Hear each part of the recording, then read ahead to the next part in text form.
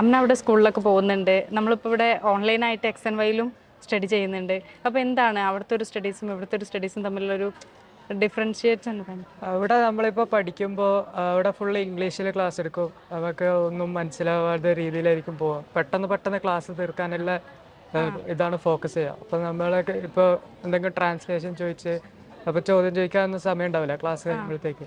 അപ്പോൾ ഡൗട്ട്സ് ഒക്കെ വരുന്ന സമയത്ത് വരുമ്പോഴത്തേക്ക് അത് മാറ്റി വെച്ച് വേറൊരു ദിവസം ചോദിക്കാൻ വേണ്ടി പറയും. അപ്പോൾ വേറെ ദിവസം ചോദിക്കുമ്പോൾ അന്ന് സമയം കിട്ടൂല.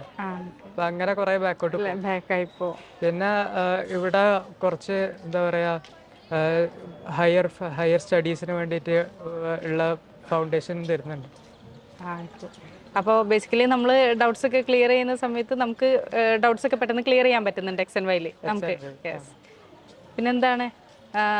പിന്നെന്താണ് ഒരു സ്പെഷ്യാലിറ്റി ആയിട്ട് പിന്നെ ഫീൽ ചെയ്തിട്ടുള്ള ഒരു കാര്യം? പിന്നെ മെന്റേഴ്സ് ഏത് സമയം അവൈലബിൾ ആണ്.